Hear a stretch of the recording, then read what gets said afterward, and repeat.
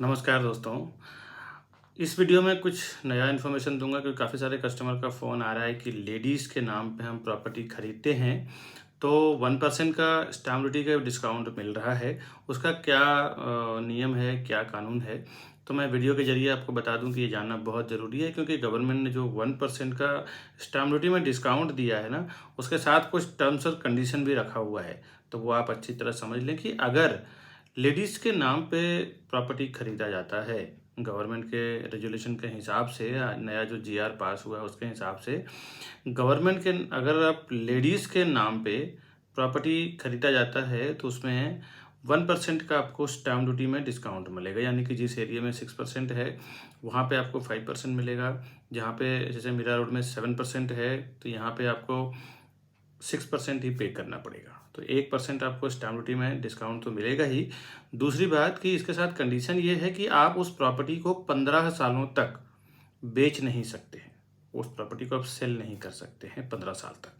अगर in emergency आपको अगर 15 साल के अंदर प्रॉपर्टी सेल करना हो किसी कारणवश, तो उसमें जो 1% आपने गवर्नमेंट से डिस्काउंट लिया है ना स्टैम्प ड्यूटी में, उसका अब मैं एग्जाम्पल की तरह समझाता हूँ कि अगर आपने 2023 में प्रॉपर्टी खरीदा है 2023 में, और आप 2033 में अगर आप बेचना चाहते हैं, है ना, तो इसमें 10 साल के बाद यानी आप बेच रहे हैं तो इसमें सिंपल सा है कि उस 10 साल के दौरान जो भी आपने 1% का जो डिस्काउंट लिया था स्टैम्प ड्यूटी में वो आपको पे करना पड़ेगा। साथ ही साथ 10 साल का 1% आपको इंटरेस्ट पे करना पड़ेगा। 1% पर मंथ की बात कर रहा हूँ मैं, ना कि ईयर की।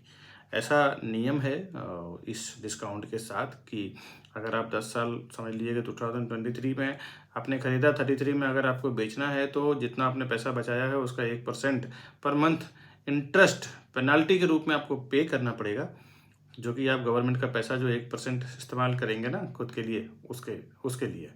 तो ये एक जो 1% का स्टैम्प ड्यूटी का डिस्काउंट है उसका ये नियम है। तो अगर आप चाहें तो इसका यूज़ करें, ना चाहें तो ना करें।